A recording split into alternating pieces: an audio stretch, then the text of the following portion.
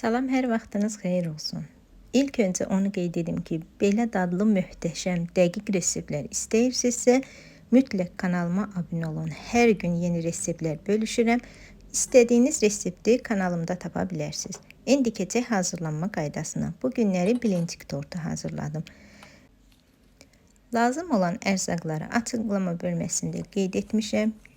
Yumurta, kabartma tozu, şəkər, dur yağ əlavə edib yaxşıca qarışdırıram.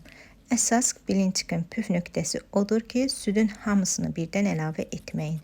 Daha sonra südün yarısını əlavə edirəm. Üzərinə un və kakaonu ələyərək əlavə edib qarışdırıram.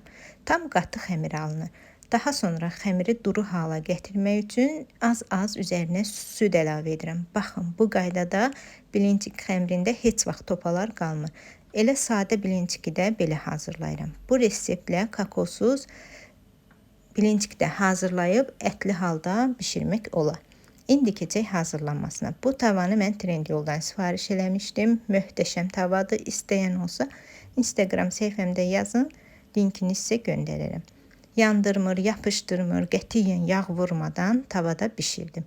Bilinçiklərin hər birini bu qaydada bişirdim. Tam 25 ədəd bilinçik alındı. Daha sonra keçək kremi hazırlamağa. Mən əsasən şirniyyatlarımın çoxunda bu kremdən istifadə edirəm. Qaymaqlı pendirli krem inanın ki, o qədər dadlı olur. Şirinlik qatmaq üçün şəkər pudrası və ya qatlaşdırılmış süddən istifadə etmək olar. Hər birini videoda göstərirəm ki, istədiyiniz məhsulu tapa biləsiniz. Qatlaşana qədər çalırıq. Pendirini biraz artırsanız tam dekor üçündə hazırlaya biləcəyiniz krem alınacaq. İndi keçək tortun yığılmasına.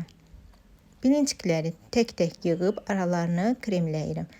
Bu arada onu da qeyd edim ki, siz istəsəniz ara qatlarına banan, kivi, çiyələk, yəni zövqə görə istədiyiniz meyvədən düzə bilərsiniz. Bizdə uşaqlar meyvə sevmədiyi üçün mən sadə qaymaqlı kremlə yığdım tortumu.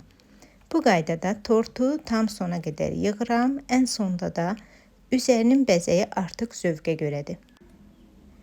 Mən həmişə bilinçik tortunu bol şokoladla sevirəm və hər zaman da kakaolu bilinçik hazırladığıma görə elə üzərinə də şokolad hazırlayıram.